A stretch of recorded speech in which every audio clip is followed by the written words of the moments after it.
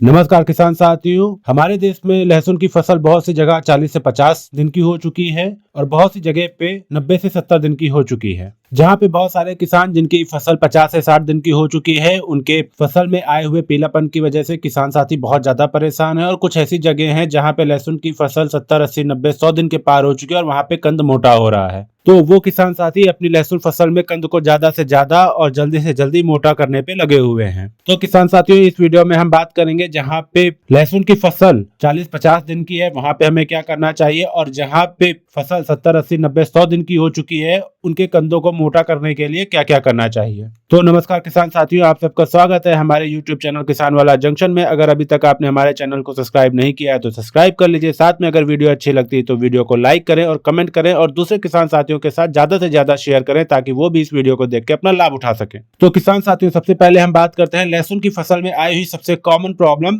भले वो 40 दिन की फसल हो या 70, 80 या 100 दिन की फसल हो, वो होती है लहसुन की फसल में आई पीलापन की प्रॉब्लम। देखिए किसान साथियों, पीलापन को हटाने के लिए हमें ये बात समझनी पड़ेगी कि पीलापन किस वजह से आ रही है। जब तक हम ये बात नहीं समझेंगे तब तक हम पीलापन हटा नहीं सकते, ना वेजिटेटिव ग्रोथ अच्छी होगी और ना ही आपके कंद अच्छे बनेंगे। तो इस चीज को समझना बहुत ज्यादा जरूरी होता है। तो सबसे पहले आपको देखना होगा, समझना होगा कि आपने अपने खेत में कौन कौन सी गलतियां कर रखी हैं। तो किसान साथियों, पीलापन आने का एक जो सबसे बड़ा रीजन होता है वो होता है मौसम का। तो इस समय भारत का मौसम जो है बहुत अच्छा चल रहा है, जिसकी वजह से ऐसा कोई भी रीजन नहीं है कि आपका पीलापन आए। तो मौसम में जितना लहसुन फसल को जो टेम्परेचर चाहिए था वो उनको मिल चुका है। इसके बाद में जो समस्या आती है उस बारे में बात करते हैं। तो जो सबसे बड़ा कारण हो सकता है वो ये हो सकता है कि कुछ किसान साथी ऐसे होते हैं जिन्होंने पिछले साल भी उसी खेत में लहसुन फसल लगाई थी और उन्होंने इस बार भी लगा रखी हो। लहसुन फसल एक ऐसी फसल होती है जो किसी खेत में लगाई जाती है तो खेत से बहुत ज्यादा पोषक तत्व और फसलों की अपेक्षा ज्यादा ले लेती है। लहसुन फसल जो होती है वो धरती से उर्वरक शक्ति ज्यादा से ज्यादा खींचती है, तो ये एक कारण भी हो सकता है पीलेपन आने का। दूसरा जो सबसे बड़ा कारण हो सकता है वो हो सकता है कि जिन खेतों में लगातार नमी बनी रही उनकी वजह से आ गया हो, नमी ज्यादा होने की वजह से जड़ संबंधी समस्याएं आ गई हो, जैसे आपका नेमेटोड आ गया हो, फंगस आ गया हो, इस तरीके की समस्याएं आ गई हैं, उन खेतों में भी पीलापन देखने को मिलता है। तीसरा जो कारण होता है, जब किसान साथी अपना खेत तैयार कर रहा होता है, लहसुन लगा रहा होता है, तो प्राइमरी न्यूट्रिएंट्स जो होते हैं वो तो डाल देता है, लेकिन बाद बाकी और भी न्यूट्रिएंट्स इधर उधर के लाके वो डाल देता है, जिससे आपकी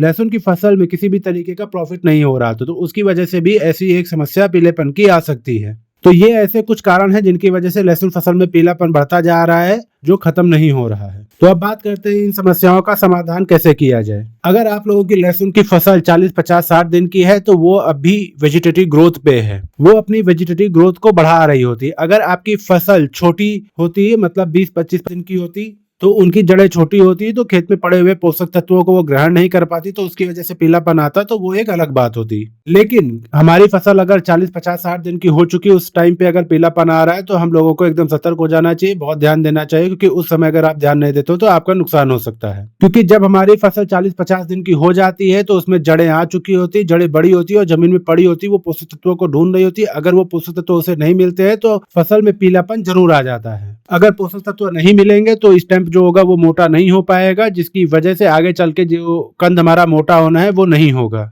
लहसुन की फसल में जो स्टैम्प होता है लगभग 80 दिन तक स्टैम्प में ऊर्जा स्टोर करके रखती है, पोषक तत्वों को स्टोर करके रखती है। जितनी अच्छी फसल होगी, जितना आपका जो पत्ता होगा वो हरा भरा होगा, उतना अच्छा वो भोजन बनाएगा, उतना अच्छा आपका ऊर्जा स्टोर करके रख रही होती है। और जितना अच्छा ऊर्जा स्टोर करके रख रही होती है उतना ही अच्छा आपका कंद बनता है, मोटा, साफ सुथरा और सफेद चमक वाला कंद बन रहा होता है। तो आप लोगों को इस बात का जरूर ध्यान रखना है। किसान साथी, अगर आप लोगों की फसल 40, 50, 60 दिन की है तो आप लोगों को अपने खेत में नाइट्रोजन की जो पूर्ति है वो कर देनी है। जितनी भी आपकी रह गई है या जो भी रिकमेंड है उतनी आप लोगों को नाइट्रोजन की पूर्ति कर देनी है। मैं आप लोगों को मोटा मोटा बताता हूँ, जब आपकी फसल 40 से 60 दिन की होती है तब तक आप लोगों को 40 से 50 किलो यूरिया पर एकड़ के हिसाब से आपको अपने खेत में दे देनी होती है। इसके बाद में आप लोगों को अपने खेत में नाइट्रोजन नहीं देना होता, भले आपका जो नाइट्रोजन बचा हुआ हो 20 किलो, 10 किलो, 15 किलो जो भी बचा हुआ हो, 40 से 50 दिन तक आप लोगों की जब फसल हो रही होती है तब आपको दे देना होता है। साथ में आप लोगों को फास्फोरस दे देना है। अगर आप लोगों ने फास्फोरस बेसल डोज में डीएपी है, एनपीके का कोई ग्रेड है, वो सब दिए रखा है, लेकिन जब हमारी फसल 40 से 50 दिन की हो चुकी होती है तब उसके बाद में भी आप लोगों को कुछ मात्रा में फास्फोरस देनी होती है, क्योंकि तब तक पड़ी हुई फास्फोरस का उपयोग हो चुका होता है और डिफिशियंसी आपको खेत में देखने को मिल जाती है। तो किसान साथियों, जब आपकी फसल 40 से 50-60 दिन की हो जाती है तब आप लोगों को जो डीएपी खाद आता है उसको 30 से 35 किलो पर एकड़ के हिसाब से आपको दे देनी चाहिए। किसान साथियों, इस समय जो हम लोग फास्फोरस देंगे वो आगे चलकर कंद को फुलाने में और बड़ा करने में बहुत काम आता है। दूसरा, इस समय आपकी अगर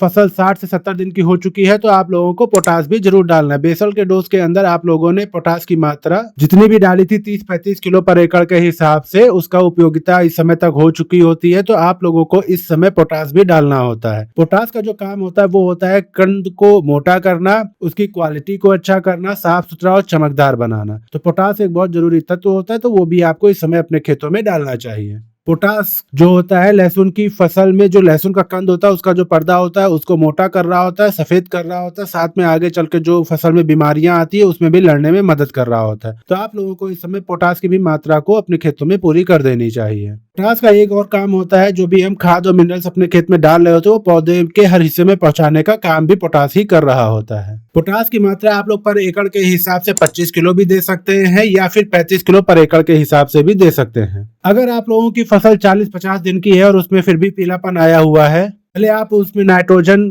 जो है यूरिया के रूप में दे रहे हो या 1846 के रूप में दे रहे हो, तो उनके साथ में हम लोगों को बढ़िया क्वालिटी के जो माइक्रो न्यूट्रिएंट्स आते हैं 5 से 10 किलो इनके साथ में मिलाकर हम लोगों को अपने खेत में दे देना होता है। ऐसे माइक्रो न्यूट्रिएंट्स आपको लेने होते हैं जिनमें 5 से 6 तरीके के पोषक तत्व सम्मिलित हों, उसको भी इनमें मिलाकर आपको अपने खेत में डाल देना है। ये तो ही खाद जो कि हमें 40-50-60 दिन तक में अपनी फसल के अंदर देनी होती है, जिसमें फास्फोरस हुआ, नाइट्रोजन हुई, पोटास हुआ और जो माइक्रोन्यूट्रिएंट्स मिक्स आते हैं उनको मिलाकर अपने खेत के अंदर डालना है। तो किसान साथी, अगर आप लोग ऐसा करते हैं तो आपकी जो पीलापन आया हुआ है फसल के अंदर वो 4 से 5 दिन में दूर हो जाएगा। अब बात करते हैं कुछ फोलियर स्प्रे के बारे में। जैसे आगे चल के जब पौधे में आने वाली कुछ बीमारियां लगने लगती हैं या आगे चल के जब ओस आएगी और पूरा पूरा दिन हमारा पौधा भीगा रहेगा, या फिर आगे चल के मौसम में बादल आ जाते हैं जिससे हमारी इम्यूनिटी बढ़ जाती है, तो उससे आने वाले जो रस चूसक कीट हैं जैसे थ्रिप्स, इनको अगर समय पे कंट्रोल नहीं किया गया तो ये बहुत ज्यादा आपकी फसल को नुकसान कर सकते हैं। या फिर आपकी फंगस जनित कोई बीमारी आ जाए तो इनको कंट्रोल करने के लिए हम लोगों को क्या करना चाहिए। आपकी फसल में लगने वाली पर्पल ब्लोज या फिर डाउन मिलिटी टोड जैसे लगने वाली बीमारियों के लिए एक तो सिंजेंटा कंपनी का फोलियर गोल्ड या फिर अडामा कंपनी का कस्टोडियन या फिर पीआई कंपनी का आपका विस्मा ले सकते हैं। इनकी स्प्रे में जैसे मान लीजिए पहले हमने फोलियर गोल्ड की स्प्रे कर दी, फिर पीआई कंपनी की विस्मा का स्प्रे कर दिया, आगे चल के हम लोग नेटरियो की कैस्टोडियो की स्प्रे कर देंगे। जो हमारी फसल है वो कंप्लीट 4 से 5 स्प्रे के अंदर हो जाएगी। इसके बाद आती है इंसेक्टिसाइड की, कि इस समय हमें कौन सा इंसेक्टिसाइड अपने लहसुन की फसल में उपयोग करने चाहिए। तो इंसेक्टिसाइड में आप लोग पोलेट्रीन का उपयोग कर सकते हैं 2 ml पर लीटर के हिसाब से। इसके अलावा आप लोग अल्फा मैथ्रीन भी ले सकते हैं, 2 लीटर पर ml के हिसाब से ले लेना है। इसके साथ में आप लोग सिटामेट्रिप ले सकते हैं। इन सबके आप लोगों को बहुत शानदार देखने को रिजल्ट मिलेंगे। इनके अलावा आप इमामेक्टिक बेंजोइड भी ले सकते हैं, थाइमेथोक्सोन भी ले सकते हैं। अब इसके बाद बात आती है टॉनिक की। तो टॉनिक में आप लोग पीआई कंपनी का बायोविटा ले सकते हैं, ईसा बियोन आता है सिंजेंटा कंपनी का, वो भी ले सकते हैं, या फिर और भी आप कुछ टॉनिक्स दे सकते हैं जिनके अच्छे रिजल्ट दिखाई देते हैं, उनको आप उपयोग कर सकते हो। अब इसके बाद बात करते हैं जब हमारी फसल 70 से 100 दिन के बीच की हो जाती है तो ऊपर से फोलियर स्प्रे के थ्रू हम लोग कौन से पोषक तत्व दे सकते हैं। अगर आप लोगों ने जब आपकी फसल 50-60 दिन की 70 दिन की हो चुकी है तब आपने नीचे से पोषक तत्व दे चुके हैं तो आप लोग एनपीके 05234 का स्प्रे ऊपर से कर सकते हैं। 80 दिन की अवस्था पे आप स्प्रे कर सकते हैं। या फिर आप लोग फास्फोरस और पोटास नहीं दे पाए हैं तो आप लोग एनपीके 12110 या फिर 12034 एनपीके इसका स्प्रे आप लोग कर सकते हैं। इन दोनों कॉम्बिनेशन का आप लोग उपयोग कर सकते हैं। पहले आप 12061 का उपयोग कर सकते हैं, इसके बाद कुछ दिनों बाद आप लोग एनपीके 05234 का भी स्प्रे कर सकते हैं। 100 दिन पूरे होने से पहले पहले आप लोग ये काम कर लीजिए। अगर आप लोग ये काम कर लेते हैं तो आपके खेत में आया हुआ भले वो पीलापन हो या किसी भी तरीके का बीमारी हो, फंगस जनित हो या फिर आप में लगने वाले कीट हो, इन सब पे आप लोग कंट्रोल पा लेंगे और आप लोग अपनी लहसुन की फसल से बहुत अच्छा उत्पादन प्राप्त करेंगे। लहसुन का जो कंद होगा वो मोटा होगा, साफ सुथरा और चमकदार होगा। किसान साथियों, इस वीडियो में दी गई जानकारी अगर आप लोगों को अच्छी लगी है तो वीडियो को लाइक करें, कमेंट करें। साथ में अगर तक अभी तक अपने चैनल को सब्सक्राइब नहीं किया है तो चैनल को सब्सक्राइब कर ले और दूसरे किसान साथियों के साथ ज्यादा से ज्यादा शेयर करें ताकि वो भी इसको देखकर लाभ उठा सके। धन्यवाद।